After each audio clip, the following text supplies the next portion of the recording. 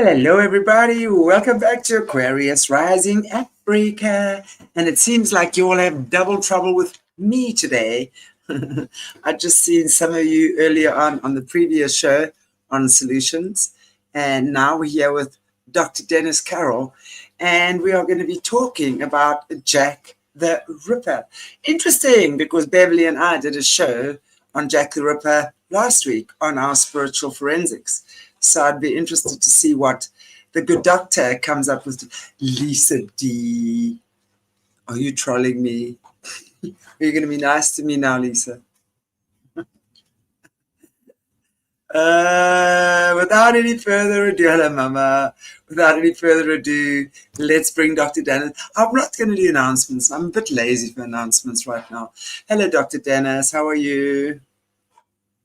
Good day, everyone. Yeah, hello. Another year.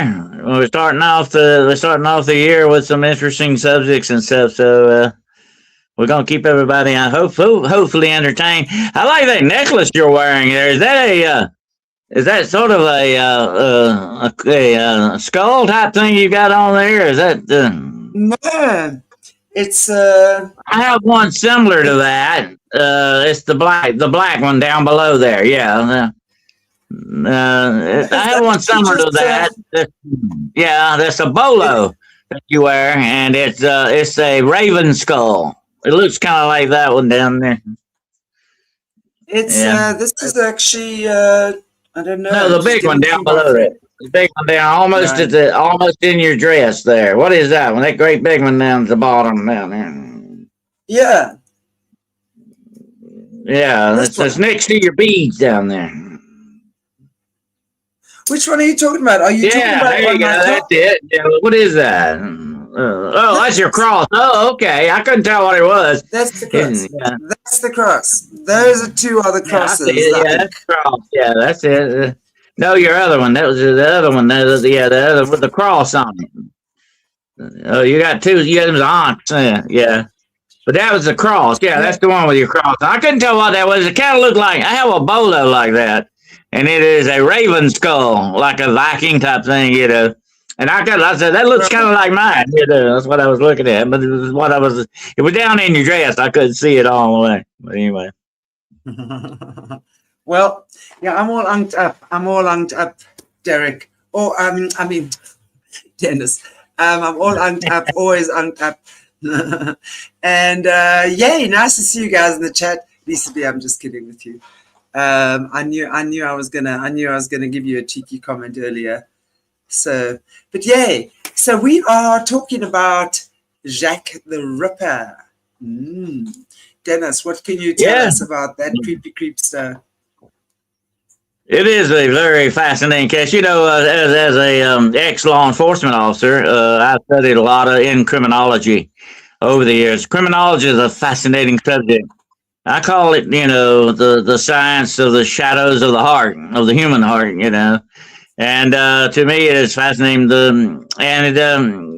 One of the greatest unsolved mysteries and cases of criminology to this very day is the very interesting one of Jack the Ripper. As a matter of fact, I did a show on this with someone else not long ago on a show called the Uncommon Historian, with a good friend of mine. His name was Jeremy Brutston.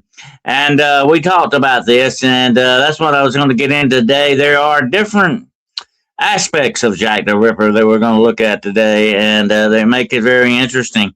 But being a paranormal investigator my own self, I look at things from a paranormal kind of point of view too, a supernatural point of view.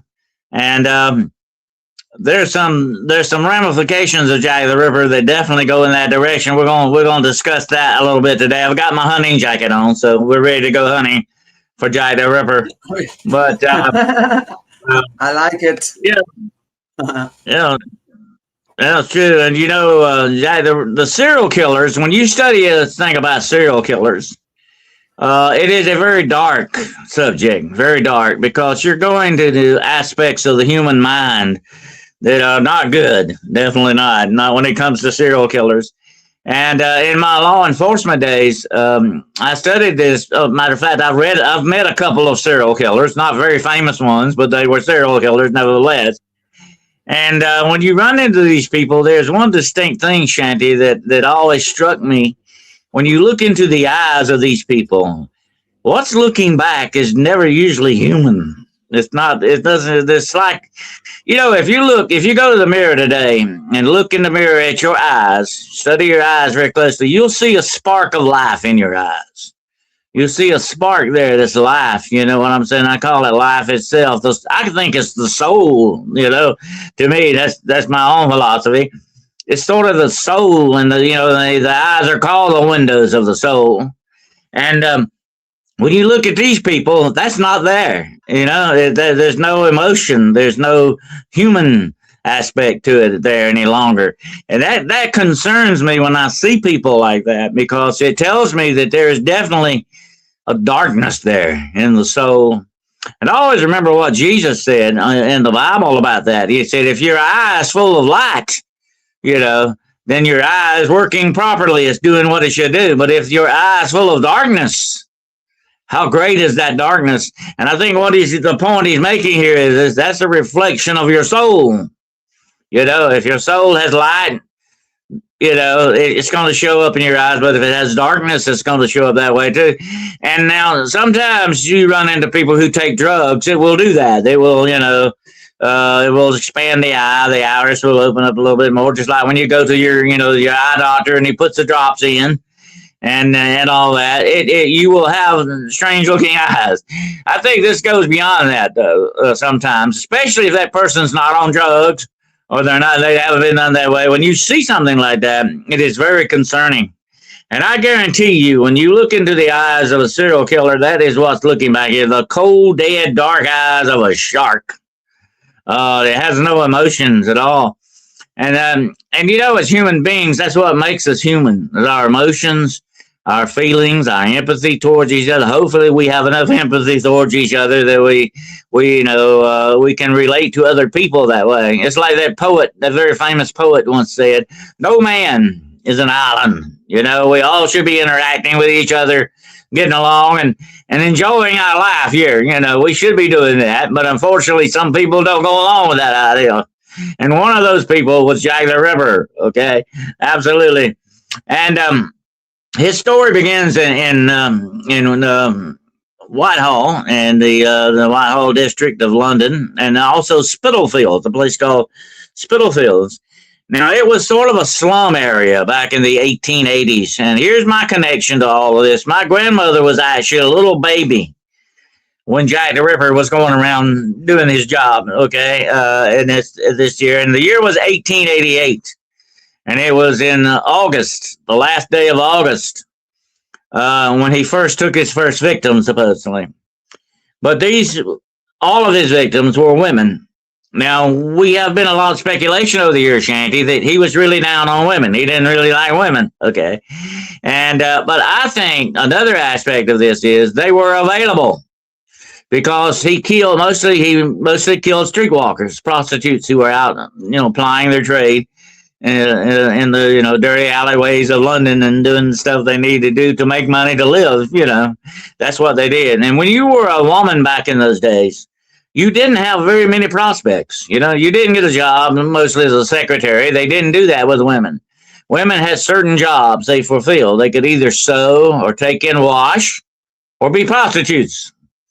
They didn't have a whole big job opportunity to work with here.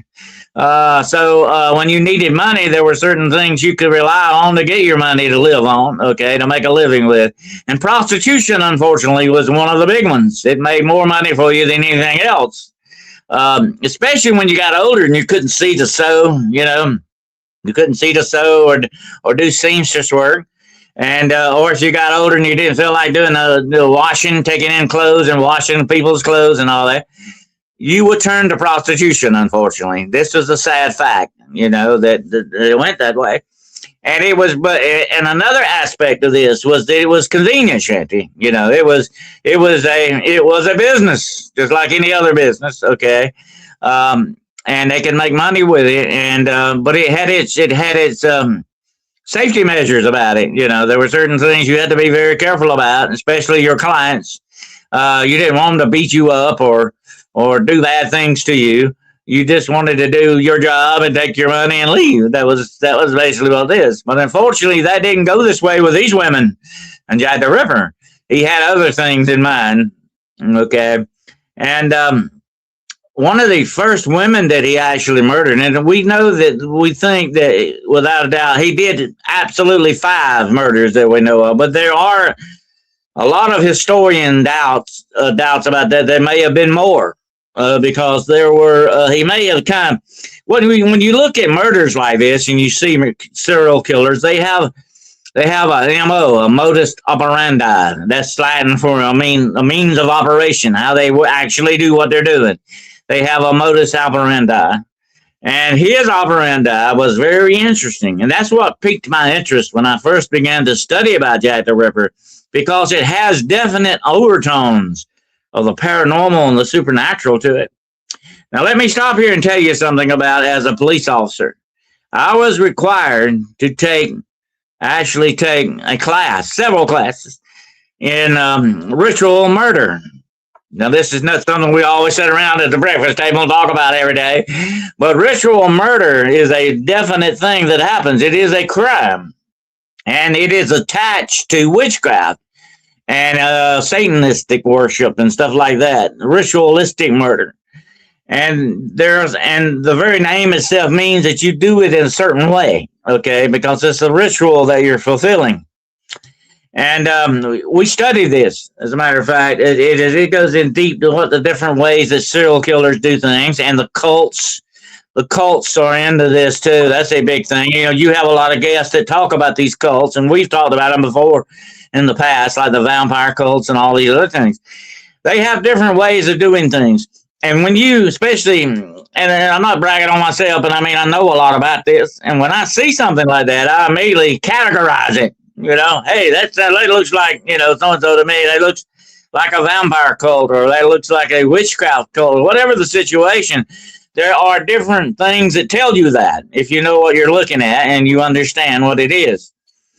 And when you look at what Jack the Ripper was doing, and we're going to get deeper into this before we get done here today, it was very ritualistic looking, whether it was meant to be or not. And he was doing some things, and I'm not going to get too deep into that for you all. I'm going to save your audience from having to listen to that, but it can be very explicit, okay? What he did to these women, he didn't just cut their throats, okay? It didn't stop there. That was just the beginning, okay? That was how he neutralized his victim. And he would not just cut your throat. He would cut your throat from ear to ear down to the bone. And that's pretty deep in your neck. Down to the bone. He meant to absolutely almost decapitate you. This is the way he operated, okay? And I remember one of the policemen said he moved the head of one woman, and it almost came off.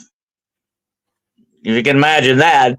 And he said when he saw that, he said, "Oh, this is Jack the Ripper. This is some of his work. It's definitely some of the things. This is the way he cuts the throat, okay, of his victims." So that's part of the ritual, okay? Now I want to stop here a minute and explain something before I get deep into the ritualistic stuff here. And this is not good stuff, folks, so prepare yourself. I hope you're not eating lunch while we're talking about this. But ritualistic murder has a pattern. And especially when it's done on a woman, well, and a man too, but it's done differently for a woman. I'm going to tell you why.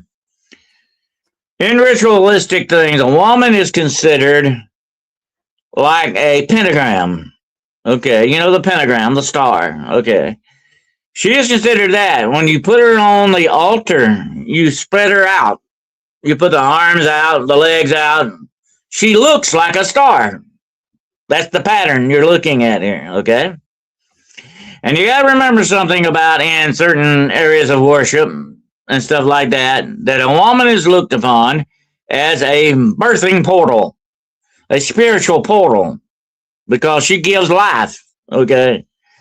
And so the female attributes of the woman play a big role in this ritualistic stuff, okay? And I'm not going to get too descriptive here for you, okay? I'm going to save you from that. But certain parts of her female anatomy are used in this ritual because that is part of the what? Portal, the spiritual portal they're dealing with here. So they're using this woman's body as like opening a spiritual portal by opening her. Okay, you get what I'm getting at here now? And this is basically what Jack the Ripper was doing, because he not just cut the throat. Sometimes he would remove the woman's breast, but most of the times he would go deep into her and remove her uterus and her womb. He would open this woman up sexual parts. I mean, completely open here. That's very ritualistic. When you see that, why was he doing that? And how did he know? You and I could not walk up and do that right now to somebody because we don't even know how to get to those parts. You got to know how to get to those parts, you know. And only somebody that has the knowledge to do that, basic anatomy knowledge, especially someone like a surgeon or a butcher. Okay, a butcher knows how to do these things too because they cut up animals. You've seen that. You as a farm girl, you have seen people butcher animals, I'm sure, or know people that have done that, like killing a hog or even a chicken or anything like that. There's a certain way you go about doing that, okay? And that's what the ritual does. The ritual is doing that in that certain extent. But when it comes to doing that with a woman's female body, what you're doing basically is when you open this woman up, you are opening a portal up, a spiritual portal. And that's what the aim or the goal of the ritual is. Now, I won't get too deep into that because there's different ways you do that. There's different ramifications of it, whether it's different satanic cult or a witchcraft cult or even a vampire cult, whatever it was, they go about this differently, okay? But it's still the basic premise of what they're doing, okay? And when you look at what Jack the Ripper did on a sidewalk in the dark, think about this a minute now, folks. You're on a sidewalk in a big city in the dark, and they didn't have a whole lot of street lights around. They had gas lights, but not like today. You know, the streets today are very well lit up especially in a place like London. You know, and but the Whitechapel and the Spitalfields area, like I said, was a rundown slum-like area. You know, it was what we would call like a ghetto in a way. Okay, and it had a lot of bars. It had a lot of cat houses, as we call them, and it had a lot of these things going on here. Okay, you even had some opium dens and stuff like that around. So it was a very rundown, very seedy side of town here, okay? So it didn't have a whole lot of lights, put it that way, like Uptown would, okay? Uptown was better looking than downtown, okay? And so there he is doing this stuff. And and that's what really struck me is he can do this on a sidewalk in the middle of a city at night. You know, how could you operate on somebody like that unless you absolutely knew what you were doing? Okay, and that's what struck me as strange. And nobody ever talked about this at Scotland Yard that much, okay, that I could find out anyway. I mean, I wish I had been there at that time, okay. I could have really seen this for my own self. But anyway, we don't have a whole lot to go on today because they were not real big on keeping records at Scotland Yard, okay, back in the day, okay, unfortunately. And they did some very stupid things. They really bundled some things. I mean, there was one clue that Jack the Ripper actually supposedly wrote a poem on the wall. And part of the poem, we know what some of the things said because they wrote it down, but the police commissioner come up and said, erase that, wash it off. You know, why would you do something stupid like that unless you're covering up something? Which made me very suspicious of that. Why would you do that?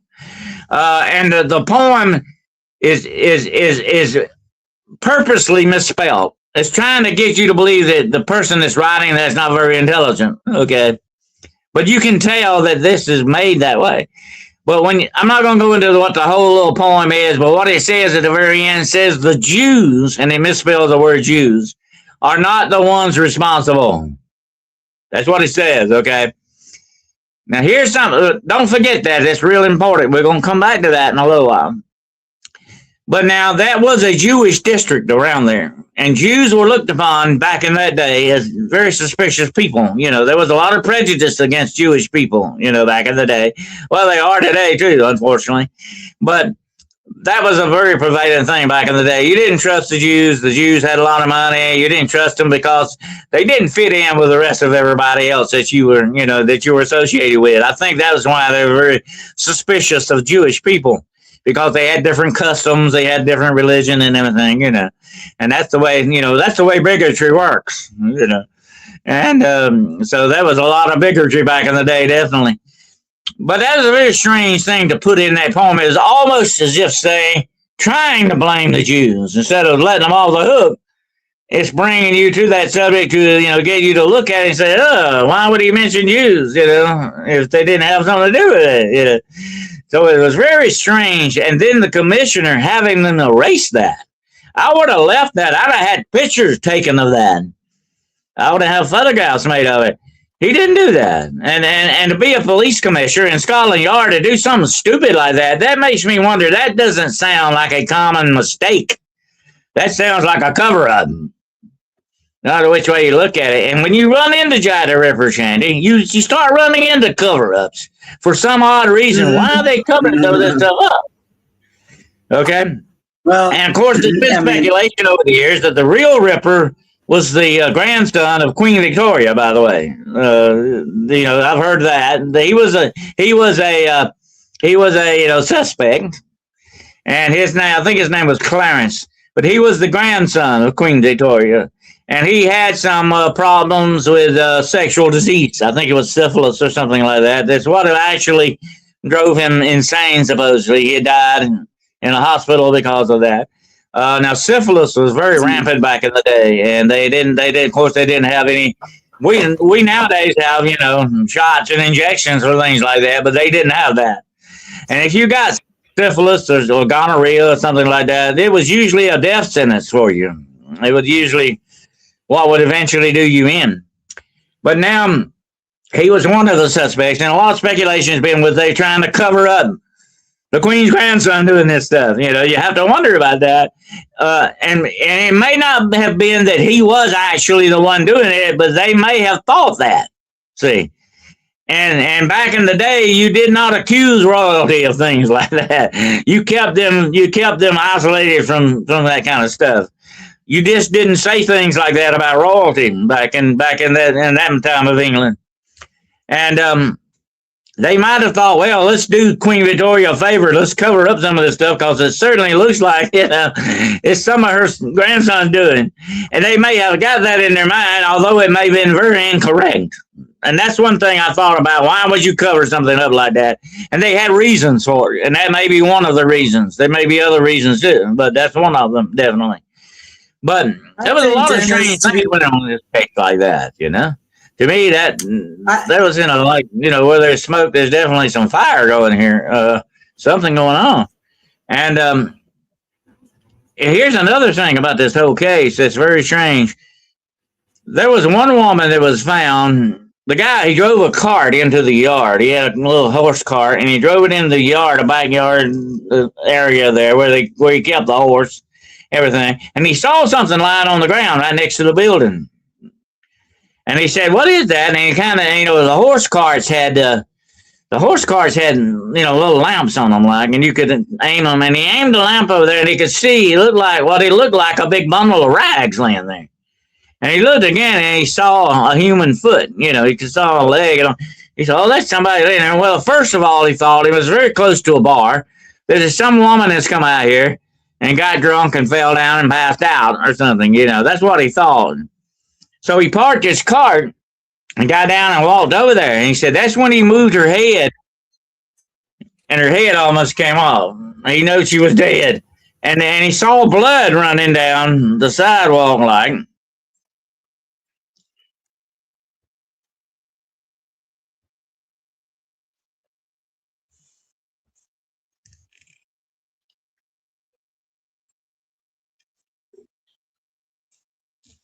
Uh-huh.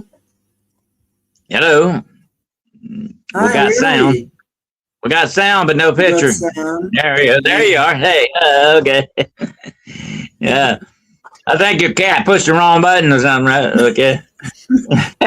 Can't show you off. If there's a wrong button there, it always gets pushed. That's the way that goes. That's one of those universal laws, too. But anyway, what I was going to say, that he walked up and he saw this body and he saw the blood running down the sidewalk. This is definitely a murder victim here. And he went and his wife was in the shop, and he went to the shop and said, "Come out here. There's a woman lying dead out here, And she come out there and they said, now listen to this. When they got back out there, the woman put her hand on the body, said, "My God, she's still warm." That guy did not know it, but when he pulled that dog, they call it a dog cart, but it's drawn by a horse, okay? It's drawn by a horse, but they call it a dog cart. That's the old name for it. When he pulled that dog cart in there, Jack the Ripper was in that yard watching him because he had to be for her to still be warm. And as soon as that man left to go in the shop and tell his wife, he must have walked off. That's getting very close to a killer. Think about it. That's a very dangerous situation. But he almost caught Jack the Ripper and didn't know it. He almost caught him. Now, whether he would have been happy with that, catching him, I don't know about that. You'd have to be very careful because if he just killed somebody, it wouldn't stop from killing you, okay, if you try to catch him. But that was a near miss for Jack the Ripper, okay? And he didn't get to complete what he was doing. He didn't get to finish that ritual, okay? So the next victim, this is something to weird to look at here. The next victim that Jack the Ripper killed, he really went to town on her, okay? It was almost as if he was making up for the last victim he didn't get to finish. Why would you do that? That sounds like another ritual type thing, okay? If you didn't finish your ritual, you got to go back and correct your error, certainly, because that's the way rituals run. See, a ritual that you're doing, which is attached to black magic or evil, witchcraft, whatever way you want to look at it, has certain things you got to do for that ritual to work correctly. Just like putting a recipe together in the kitchen. If you don't add a certain ingredient, your food's not going to come out right. Well, that's the way a ritual works. You got to do it the correct way and the order that it has to be done and the things that has to be done for that ritual to have power to it. Okay? And if you look at rituals and you study the way ritual murders and stuff are done, you see this as a basic thing that you look for. Hey, that is definitely a ritual because it's following a ritualistic recipe. Okay? That's just the way it goes. And that made me look at that. When I heard about that, the next victim, I said, oh, he was making up for the ritual that got messed up. And so, but he's doing this. You got to remember, like I said earlier, and this is the strange thing. He's doing this in the dark. Well, and he didn't have a flashlight, okay, folks? You didn't have flashlights back then. He's doing this in the dark. My God, what a great anatomist this guy was. He was either a great surgeon or a butcher that really knew what to do. Now, I want to stop here and tell you something my grandfather told me many years ago. They said there were 3 people that you never put on a jury. He told me this, and I said, what do you mean? There's 3 people, I thought everybody gets to serve on jury. No, there were 3 people back in the old days you did not put on a jury. You did not put a doctor on the jury or surgeon. You did not put a butcher on the jury, and you did not put a mortician on the jury. These were 3 professions that were never allowed to judge other people. Why? Because they felt that a surgeon, a mortician, and a butcher didn't have feelings for people like other people would. That they were very professional about it, and they didn't have human feelings like other people did. And that's why they wouldn't let you serve on a jury. Look at Jack the Ripper. He had absolutely no regard for human life at all, okay? You would definitely not want to meet this guy in the dark. Absolutely not. And what is he doing here? He's not just cutting up people for the fun of it. He's got a pattern. He's taking the uterus out. He's taking the womb out. He's doing things to the breast. He is mutilating this woman simply because she's a woman. Think about this a minute now. Think of the psychological ramifications of this. Does he hate women? Does he really hate prostitutes? Has one of these women give him a sexual disease that has destroyed his life? Or is this part of a ritual? Or is it all four things going on here? This is what makes this case so very interesting. You've got so many different aspects and different avenues that you can go down with it. But the pattern still is there, Shanty. It still is screaming out to you, hey, this is a ritual. This is a pattern. This is a recipe. Jack the Ripper's recipe is this thing. This is what he's doing. Okay, this is his modus operandi. Why is he doing that? If I was going to kill you and unalive you out there on the sidewalk in the dark, and I would just cut your throat and leave, why do I need to do that to the rest of you? Because I am really putting myself in danger by staying there and working on you, okay? When I cut your throat to the bone like you did, I could walk off and know that you're not going to probably could recover from that. You're not going to live. You're pretty well dead in my book, okay? You're not going to come back from that. And yet, one of these women was still alive. That woman in the yard, by the way, must have been still alive when you went in there to get his wife, because she was still warm when the wife got out there. So he was interrupted. So the ritual didn't get done. This is fascinating stuff here. Fascinating stuff because of the fact that what you're looking at now is how the mind of this serial killer is working. And what is he up to? I'll tell you what part of the ritual does. If you get into whatever rituals are done for one thing and one thing only. To appease a power and get your power from it. Okay? Now, I'm going to give you a quick example. Okay, like if I wanted to get on your good side, Shanty, I would give you something you really like. And I would be hoping you would give me something back that I really like. That's the way it works. It's a two-way thing, okay? And that's what these guys are doing and these women do. When you do these rituals, you are asking Satan, your God, or whatever it is you're doing this for. You are doing this to please them so that you will get power from them. You will get something back for what you're doing. It's two-way street, okay? They don't believe in it's more blessed to give than to receive. They don't believe that part, okay? They want to get something out of it. And that's why we've talked about this before. You know, you and I have, and you've had other people on your program there to talk about a lot of these modern day rituals that are occurring on entertainment stages and stuff. That people are actually, a lot of these pop stars are indulging in rituals and getting you to become part of that ritual. And the more people you get in certain rituals like that, the more it raises that power, yeah. And they will get you as a participant in it, whether you want to be or not. Just by watching it, you participate in the ritual, whether you realize that or not. Okay. Well, Jack the Ripper's working from a different direction on that. What's he doing? Okay, knowing a lot of dark witchcraft, a lot of occultic practices, it looks to me like he is doing a sacrifice to a god. This is what I would call a sacrificial ritual. Because there are different types of rituals, okay? This looks like a sacrificial ritual. That's what it struck me as strange. I said, God, that's following that pattern. Why is he doing that? Who is this guy? And what is he up to? Okay, so we're gonna get to that in a few minutes. Okay, we're gonna get into the mind blowing part of this in a little bit here. But that's what struck me as strange. Scotland Yard never said this. They never talked about this.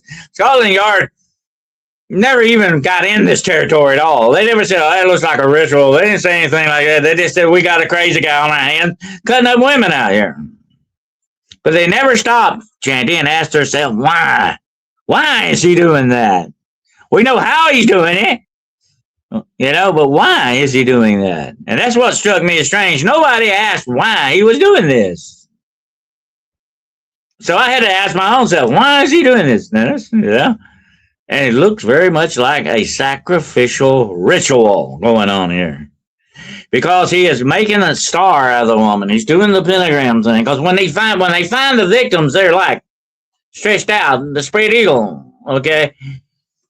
The only one they didn't find that way was the one that got interrupted.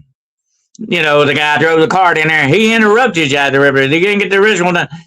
That's the only one they didn't find like that, stretched out in the star pattern. Okay. And the worst one of all was his supposed last victim, Mary Kelly. We're going to talk about that in a minute because he had her inside and he had plenty of time to do what he wanted to. We'll talk about that in a little bit. That's very graphic, though. Okay. I'm going to warn everybody. We're going to get into some graphic stuff here. Okay. But what he did to the last one, supposedly the last one, I think there were more than that. But anyway, I think he had a very distinct opportunity there with that last one that he really enjoyed. But anyway, so I get to thinking about this, okay? This is, you know, sacrificial, ritualistic stuff going on here. Who is this guy, you know? Okay. The number one suspect, let's talk about him for a minute, was not the Queen's grandson. And there were several other men. Even Lewis Carroll was thought to be a suspect one time. The guy that wrote Alice in Wonderland, okay?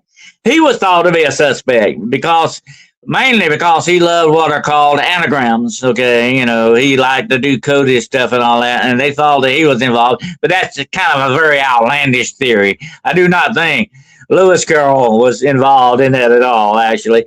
But he was alive and very close by there when this happened, okay? And I think that was the reason why they say, hey, he messes around with codes and does stuff like that, poem that was written on the wall, and that's why they thought Lewis Carroll might have been involved, didn't they? His real name, by the way, is Charles Dodson, not Lewis Carroll. That was his pen name, Lewis Carroll. So he's not kin to me, folks, okay? I don't know it.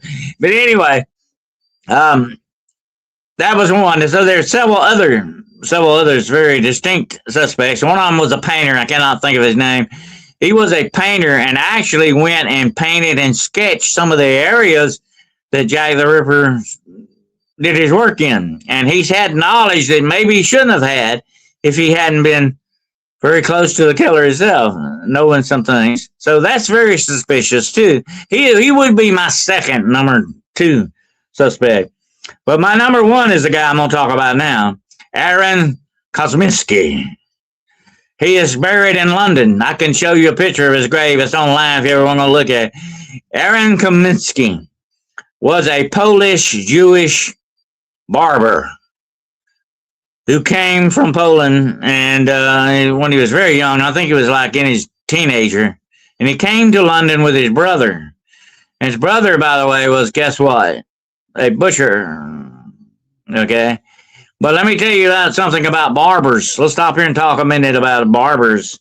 Back in the old days, barbers were surgeons. I bet you didn't know that. A lot of barbers were actually surgeons. And they would do small surgical stuff, like they could remove a mole or stitch you up if you need to be stitched up or whatever thing. They did a lot of surgical work, not deep surgical stuff, like, taking your liver out or whatever. They didn't do stuff like that. But barbers knew their way around the human body. Okay? Think about that. Bear that in mind. Now, Aaron Kosminski, the reason what makes him so suspicious, guess where he lived? He lived in Whitechapel. He lived in the neighborhood. Okay? And everybody in the neighborhood knew him for one reason and one reason alone. Not because he was a great barber. Okay. I don't know if I'd want him cut my hair. He might slip, But they knew him because this guy had a problem. He had a mental problem. He had schizophrenia. Bad case of schizophrenia. And he would walk around Whitechapel talking to people that were not there. And he would also, like most of the men in Whitechapel, he would frequent the ladies, okay? He was a customer of some of the ladies of the evening, okay? As most men were back in the day, okay? I guess there wasn't a whole lot to do in Whitechapel, okay? But anyway, he was known to walk around Whitechapel talking to people that were not there and doing weird stuff. And even some people at that very time said, he would be a great Jack the Ripper if he wasn't so crazy, Well, was he really that crazy? Now, I gotta ask a question here, okay? That I would love to have been there at that time to find out.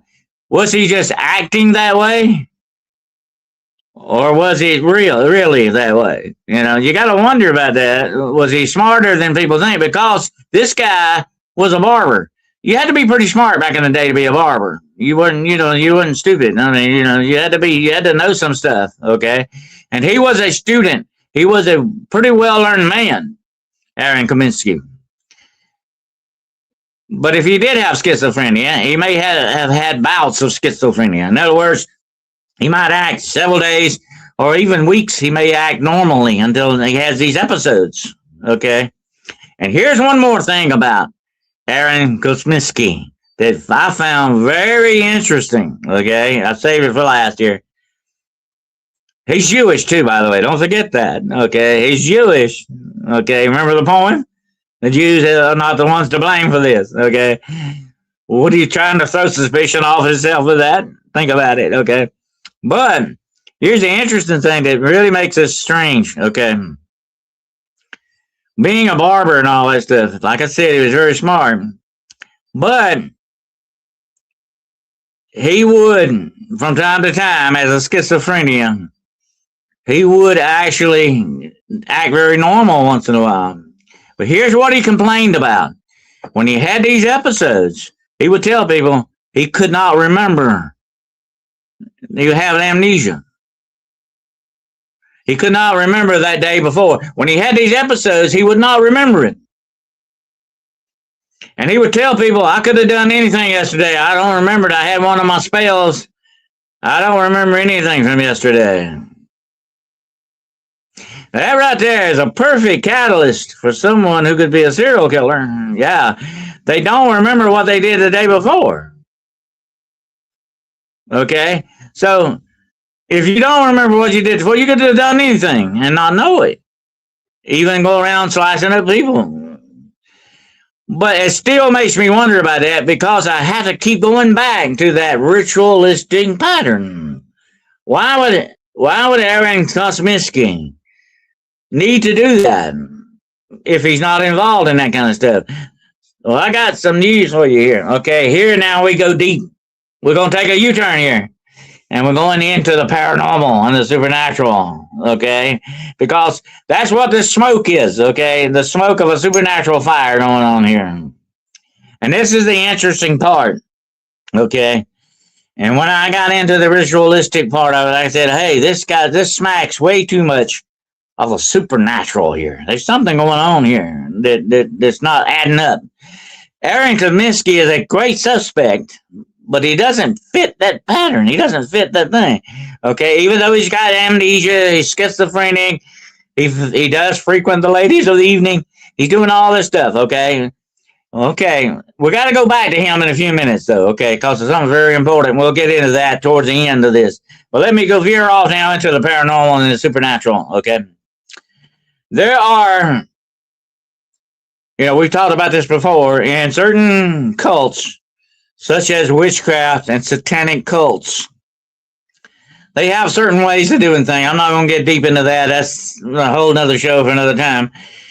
They have what's called an emissary or a harbinger. This is someone that works for them in the coven. He is an enforcer. Okay, let's say that you got a coven of witches and I got a coven of witches. And we have a falling out. I'm mad at you and you mad at me, and our covens are not getting along here. Okay, most of the time they're supposed to kind of cooperate, But what if we're having sort of a coven war?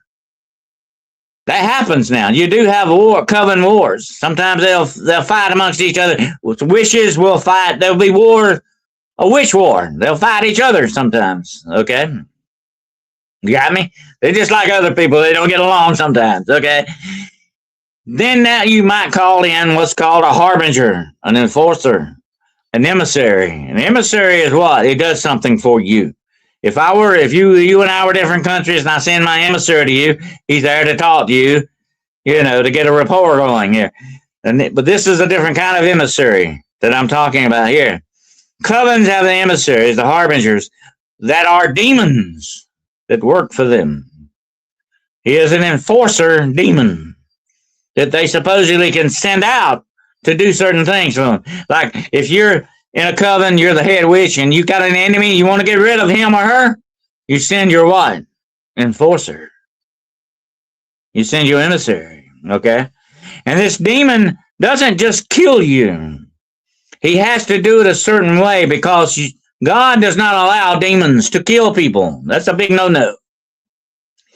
Demonic murder is very rare because I think they pay a very bad price to do that. I'm not going to get into that. That's some very heavy-duty occult stuff. But let me say this.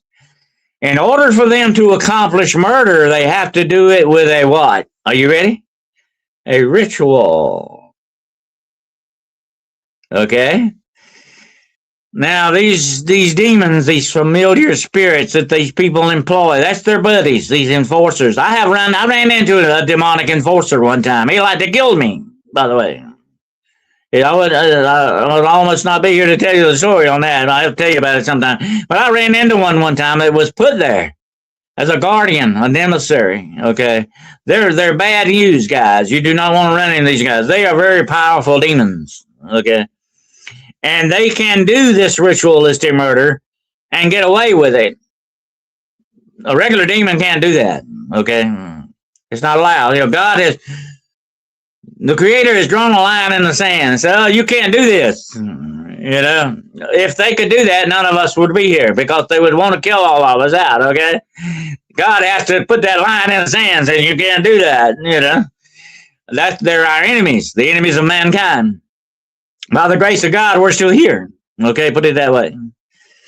But now, this enforcer demon kills with a ritual, very much like what Jack the Ripper was doing here. Now, okay, make a long story short, when you look at history, you will see other series of these Ripper murders that took place in different centuries and in different areas of the world. There was a Ripper in Paris. There was a Ripper in Frankfurt, Germany. There was a Ripper in New York. In different time periods. There was one in the 1800s. There was one in the 1700s. There was one in the 19th century. What's going on here? Okay. And they killed in the same pattern. The same ritual. Couldn't Jack the Ripper not be truly human? Could he be the work of a demon? An emissary, a harbinger. The reason they call them a harbinger, they're a harbinger of destruction. That's what they are. They're out to do very bad things. And I have to wonder about that, knowing what I know about demonology. That's something I said, maybe this is the work of an emissary. What's going on with that? Because even at that very time in history, Whitechapel had a history of covens in that area. Witchcraft covens of all. Where the famous one was the Hellfire Club, by the way. You've heard of the Hellfire Club. That was a very famous one in England. A lot of very famous people were members of the Hellfire Club. They would meet in a cave, a very secret cave area, and do the rituals and things that they wanted to do. Which most of the time, they were a lot of old men that indulged in orgies, but that's another story. But anyway, you had covens in those areas, without a doubt.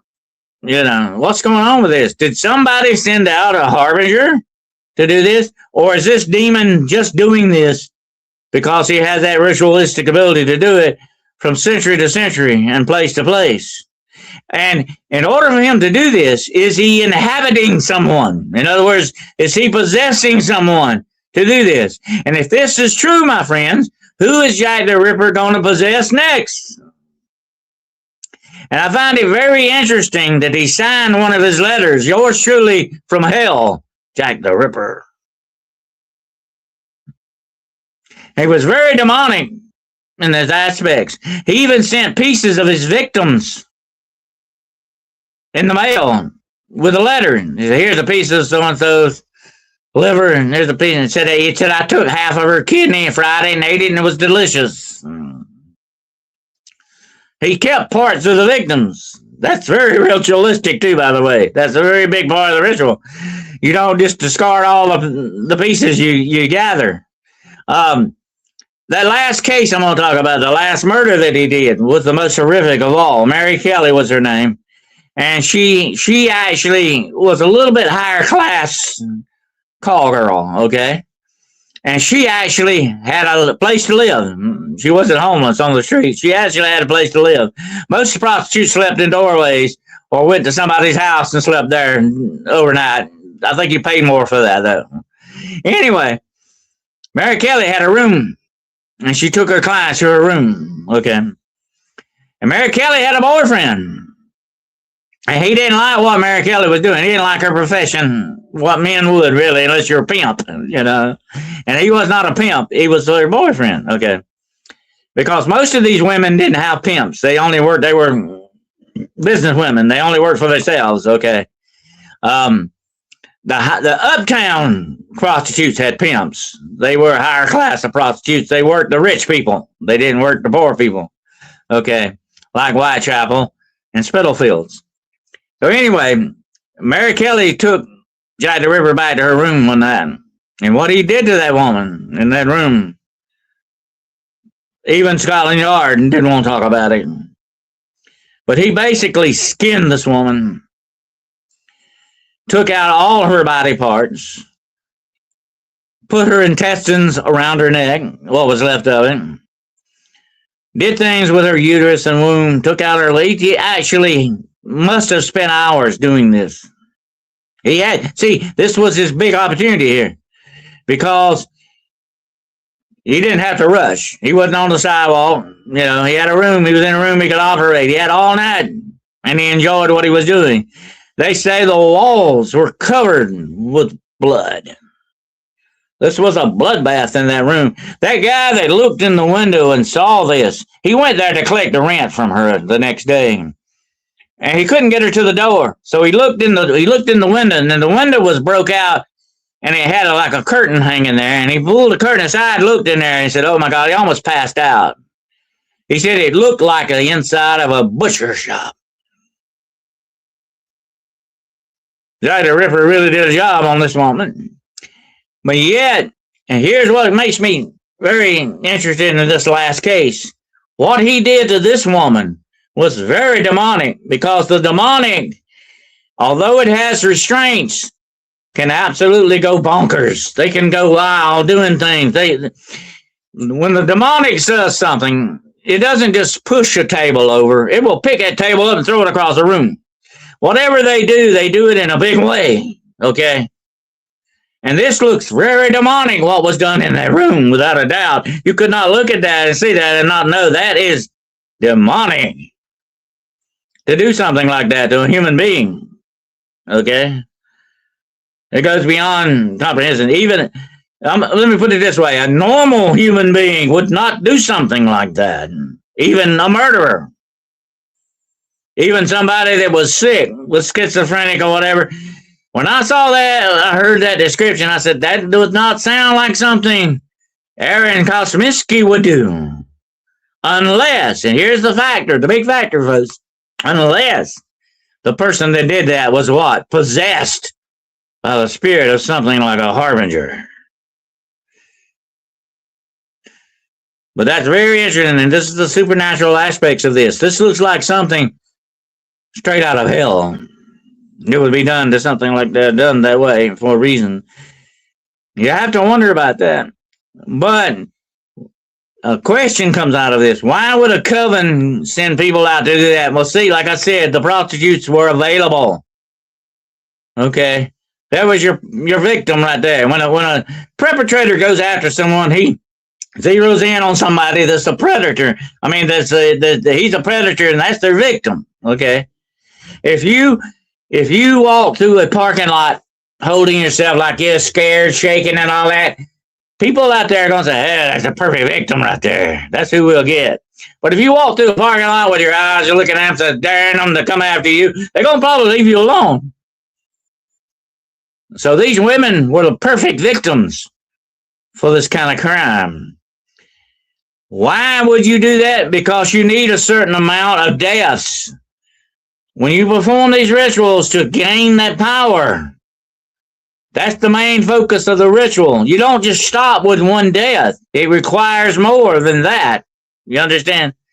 That's what I learned in cop class about ritual murder. It usually doesn't stop. We had one ritual murder that was done in Mexico with 6 people in one room. 6 people murdered, laid out in a pattern. Body parts missing. Throat slit. That was a ritualistic murder. But they had to do 6 people in to accomplish whatever they were doing. And when I heard about that, I said, oh, that sounds to me like they were definitely raising some type of demonic power there. Because it takes a lot of murder to do that. Okay? And I've talked about that before. If you become a warlock or true witch or warlock, evil warlock, you got to murder people to do that. And the first one you murder has got to be either your sister, your brother, or your child. It has to be your blood. That's how you become a warlock or a witch, okay? An evil witch. That's how you climb the satanic ladder. You got to do it with murder. What was the first crime supposedly ever committed? Murder in the Bible. Abel and Cain, remember? That was the very first crime supposedly ever. So that's what it takes. That's what the darkness requires. Murder. Taking human life. Not just torture. Torture goes along with it. But torture, mutilation, taking human life, drinking blood, and eating that flesh. It is an unholy ritual. That's what it's used for, and that's why they do these things. And that's what you see. When you look at Jack the Ripper, you got to wonder whether, this looks so very ritualistic looking to me. Now, I'm going to tell you one more thing to close this out with. There was a shawl that belonged to, I think her name was Catherine Eddowes. I think she was the one that was found in the alleyway. Jack the Ripper was there. That he didn't get the complete on.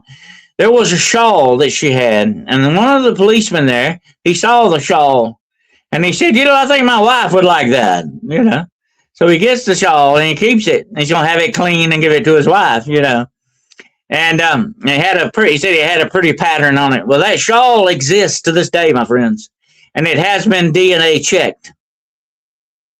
It's been checked for DNA, and they found Catherine Eddowes' DNA on it because it had a little bit of her blood on it. But guess what else they found on it? They found the DNA of Aaron Kosminski. Now, let me say one more thing to close this out, okay? The demonic, although it likes to possess people, and demons do that. That's their fun way of doing things. That's their way they like to do stuff. They like to possess people. They like to use us for puppets, absolutely, and they like being puppet masters. They really like people who have mental problems. I'm not getting down on people. I mean, that's a disease like anything else. You can have heart problems. You can have mental problems. It's a disease like anything else. There's a lot of stigma been attached to that over the years that is very unnecessary stuff, because even mental disease is just like any other. Although it's a disease, a different disease than other body parts, it's still a disease, okay? It can be treated. But the demonic loves mental illness, because they can really get behind it and work with it. You understand what I'm saying? They really love that. So the more mentally ill you are, the more you're likely you are to attract their attention. You get my drift? Aaron Kosminski had a mental problem. He was schizophrenic. He had blackouts. He was the perfect catalyst to be demonically possessed by a harbinger.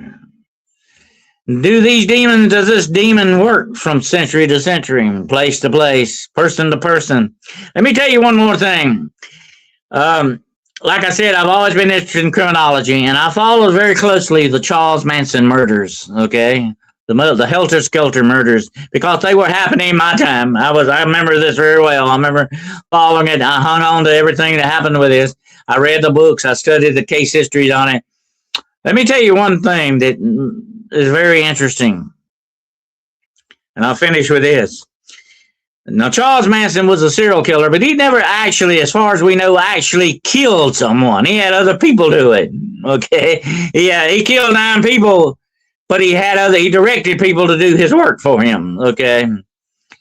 But he's still a serial killer. He was involved in that respect of it. And he may have killed people that we don't know about. He claimed to have done that, but we never found true evidence on it. But Charles Manson is a definite study in serial killers. And if you look in that man's eyes, you could see the devil looking back at you, definitely, without doubt. You've seen some very extreme darkness. And anyway, he said something very interesting when they took him off in chains to make him serve the rest of his life in prison where he died. They were going to actually execute him, but the California passed a law and did away with executions, and so they locked him up for the rest of his life. But the last thing he said when they took him out of the public eye, they took him out of the courtroom, he looked back at the DA and he said something very interesting. He said, "You may lock my body away forever, but my spirit will walk your streets every night."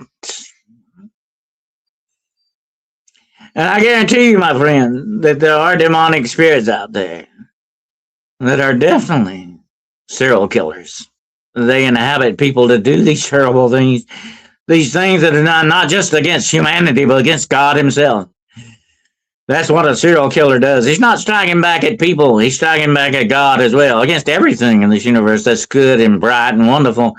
These are what serial killers are against. Okay, this is what the demonic hates. And without a doubt, I can guarantee you that there are serial killers out there driven by demonic hate. Absolutely. And they have mental illnesses too. That's another thing you got to think about. That's what the demonic loves. They are the playground. They are the devil's playground. Absolutely, without a doubt. Be wary of people like that. When you don't see that light of life in their eyes, what are you dealing with? It may not be human. It may look human. It may walk and talk like a human being, but it may not be human on the inside where it really counts. Like Jack the Ripper.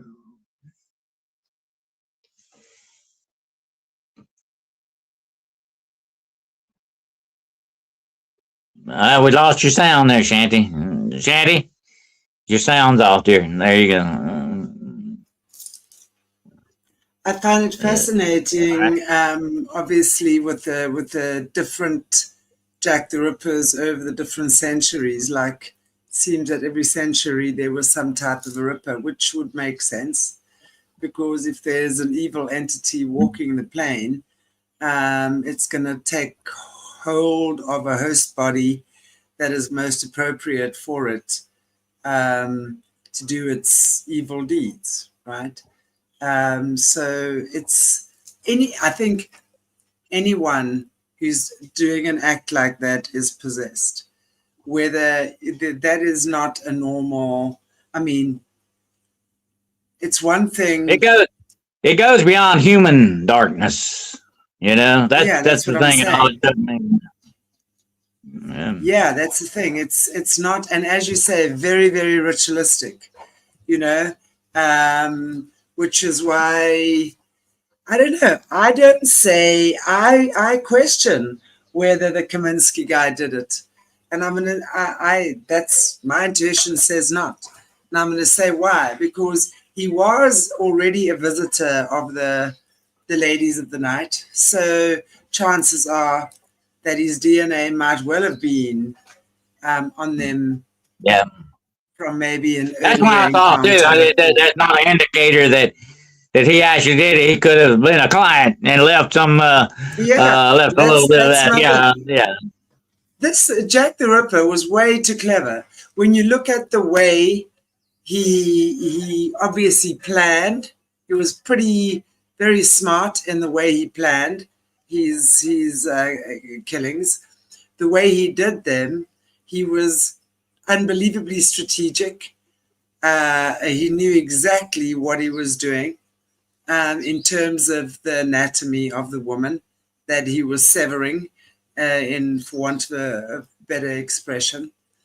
And I firmly believe he was protected by the crown. that for me is not even a question. I've always felt that about him. It's that feeling. Now, this is my opinion, guys. I'm not saying it's gospel. But even to go back to the grandson that was supposedly the lunatic, it's convenient for them to make it about him. Very convenient. It's easy because, to have him running around being a little bit crazy and off the wall. Yeah, he's a good suspect. That kind of does the diversion for a lot of the others. I think. Well, he actually had syphilis, and that does affect the mind. It eventually works on the mind. But they may have thought it was him, although it may not have been him. They may have thought that, and that's why they thought they were doing her a favor by covering it up.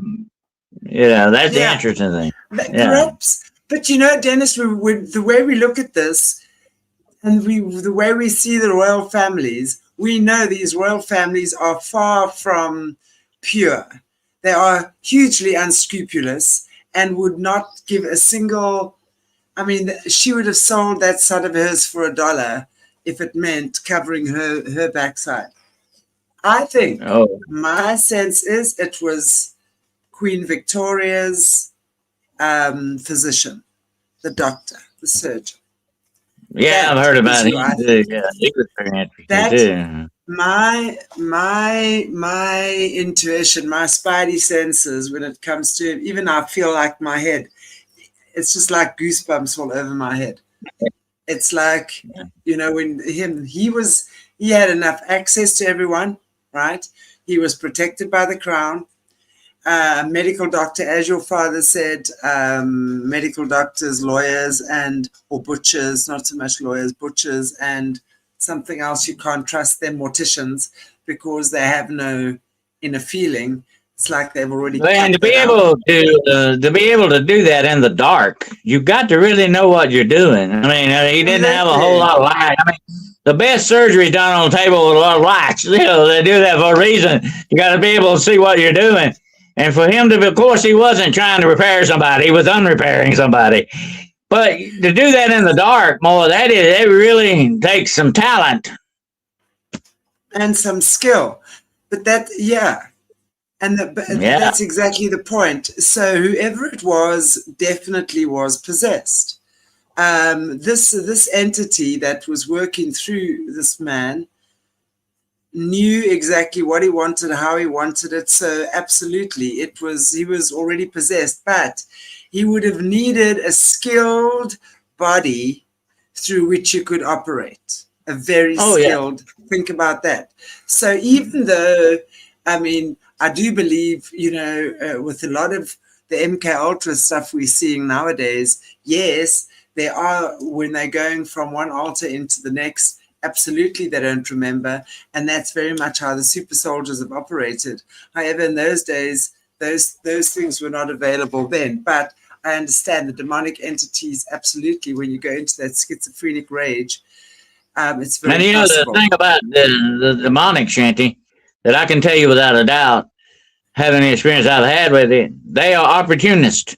When they have given an opportunity, they never pass it up. And the better the opportunity, the better they like it. So if they could possess someone like a surgeon with the knowledge to do what they wanted to do, or anything like that, or even a barber, they would definitely take that opportunity. Yeah. My feeling is whoever it was, the big clue for me is protected by the crown. So whoever, and exactly that now goes in line with what you were saying as well, as about when the police chief, whatever, was scrubbing or told them, take that down, because that would have given you the real clue as to who that was. Why was he prepared to show the notes about saying, it wasn't a Jewish person or whatever, but not show you exactly what was written in the house by the killer's hand? The note could be written by anyone, right? And if we had a photograph of that, and if they hadn't washed it off, if they'd have took a photograph of that, we could compare handwriting with that. We could do a lot with that. Why would you do that? Unless you had a very distinct reason for it. To me, that's So somebody that's the commissioner would not do something that stupid for without a reason. You know. if it's the Uh, barber, he would not be something is that stupid if it was the barber or somebody, some yeah. random guy. Lewis Carroll, I mean, that's an interesting one because I've not actually heard about him yet. But Lewis Carroll, to me, the fact that he wrote Alice in Well, Wonderland, of course, was all the, about the reason the there's reasoning with the Lewis Carroll thing was that he was they thought that that letter had an anagram like to it, and he was big into anagrams and stuff like that. And he thought he even invented words and stuff, you know, for his poems and all that. But he was available. He was very close by where that happened at. And I think that's one of the reasons why I was suspicious. But he was pretty well ruled out a long time ago. But that was everybody that was close by or in around that neighborhood was at one time or another almost a suspect in that respect, especially if you're a man. And you know, here's another interesting thing. I didn't get into it, but there is some speculation Jack the Ripper could have been Jill the Ripper, could have been a woman, no, and definitely not. that's another No. interesting aspect of it as well. But I've heard some arguments that were pretty valid against that being a woman because of the way that it was carried out. Because in order for you to actually cut someone down to the bone like that, and you know, and you see this happen on TV a lot, okay? You know, they walk up and whack somebody's head off. That's not that easily done, folks. That's Hollywood, okay? You don't take someone's head off that easy, trust me. Even with a sword, and no matter how sharp it is, you got to put some lot strength to it. You got to have a lot of strength to accomplish that.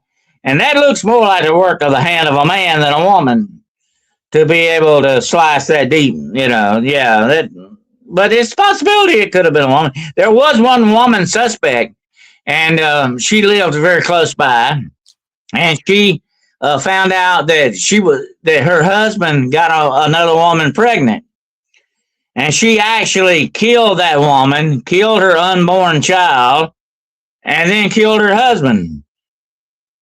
That woman really went wild. You know, I got the whole problem.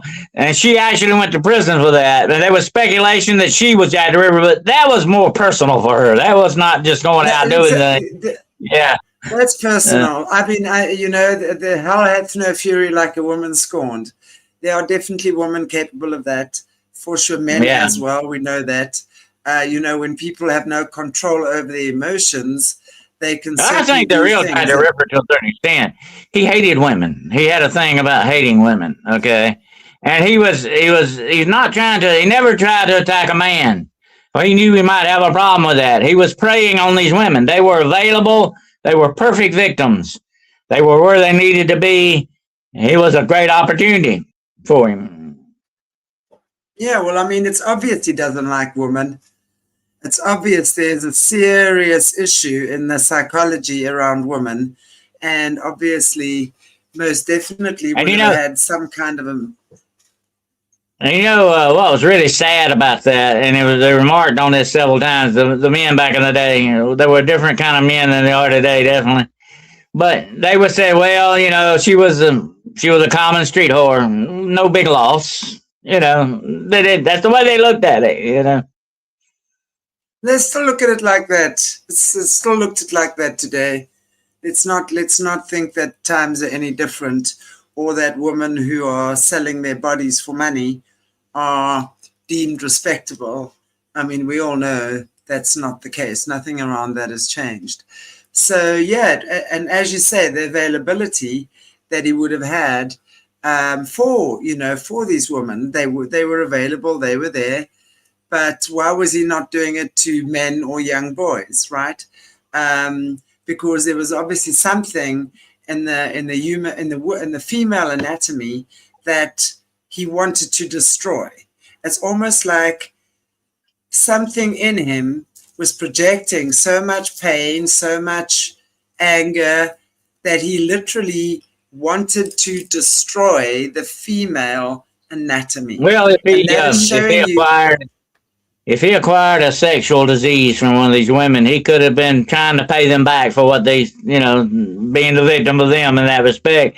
It could have been a psychological thing. Well, they did this to me. I'm going to do that to them. They've Well, I mean, I forced think me to live with this. They messing me up. It could have been a psychological thing too. I think to go to the extreme of ritually unaliving. Well, that's the interesting thing about it, Kathy. That's what really stuck out to me. Why nobody even thought about that? It was a very ritualistic way to murder somebody, and nobody ever said anything about that. And that led me down the paranormal avenue. When you got into that section of it, what's going on, and being very demonic looking in many aspects, you gotta wonder. You really, you gotta wonder. Anyway, I think one day this will all make sense. Dennis, Yeah, maybe they will be solved one day. You never know. Yeah. Absolutely. Mm-hmm. Absolutely. One day it'll all make sense. We'll figure out who's who in the zoo. We'll have a little movie showing. God will show us a movie one day and say, now you see that was that. I look forward to that day. Dennis, thank you so much for joining me again. And everybody in the chats, I want to just say thank you. It was great to have you here. Look forward to seeing you guys back in 2 weeks' time. We're going to have Jessie on with Dr. Dennis. Jessie's a boda, talking about folklore, vampirism, and werewolves, things like that. Let's take a little dive in down the folklore garden path and see what we can come up there. So 2 weeks' time. Yep. We'll see you then. Dennis, anything you want to just end off with for our guests? Where can people find you? I'm just going to pop up your website. You can find me over on my channel. Come on over and subscribe. I'm very close to almost 2,000 subscribers. So come over and subscribe if you haven't subscribed to Hunting the Shadows YouTube podcast channel. It's called Hunting the Shadows. And subscribe. And we have 2 shows over there. I have Hunting the Shadows on Wednesday nights at 8 o'clock p.m. Eastern Standard Time. And another show on Friday night called Paranormal Point of View at 8 o'clock p.m. Eastern Standard Time. And also my books are available on Barnes & Noble and Amazon. Just look up the author, Dennis W. Carroll. And I have a website. I have a consultation service. If you need to, ask questions, you want to tell me your story, or whatever you want to do, you can contact me at denniswcarroll.com. That's my website. But, I talk with people, their paranormal problems, or if you just got questions or you want to send me a photograph or whatever, you can reach me there. But that's denniswcarroll.com. There it is, right up on the screen in front of you. So anyone want to get hold of Dr. Dennis and catch his shows, absolutely. You'll find them on the website, and obviously Dr. Dennis on Facebook. I know you on Facebook and lots of other places as well. But Facebook is where I see you the most. Dennis, thank you so much. I appreciate you very much. And everybody in the chat, thank you so much. Lisa D, thank you so much for being kind to me tonight. Okay. I really appreciate it. Lisa D was very mean earlier on. I'm joking. I'm kidding. I'm playing with you, Lisa D. Everybody take care. God bless you all. We'll see you back in 2 weeks' time with, as I said earlier on, Dr. Dennis and Jessie. We're going to be talking about folklore and vamps and all sorts of things. All those interesting creatures of the night. I'm like so obsessed with this because I was never allowed to watch these movies when I was a child. My parents never allowed us to watch horror movies, and I'm so happy about that. I actually am, because my mind was not contorted with anything that gave me nightmares. Now I'm like, oh, is this stuff real? It's not real. That's it's what real. I have on the back of my next book. I found out a long time ago that some of these things are definitely real, and that's what I'm gonna put on my next book. I'm gonna say, when you're a child, you think that monsters are real. Then you grow up to find out they really are. You know they're real. That's As an adult, you get it. to know they're Yeah. real. I love your spice, Lisa. And thank you so much, Dennis. Thank you so much, everybody. Take good care. I will see you tomorrow with Drop In with Shanti, and at 11:30 in the morning, a.m. Not sure what time that is for you guys in America, must be honest. We've got the Australia rerun, Australia Roundtable, with Rachel Vaughan, Doug McIntyre, and Kerry Saint.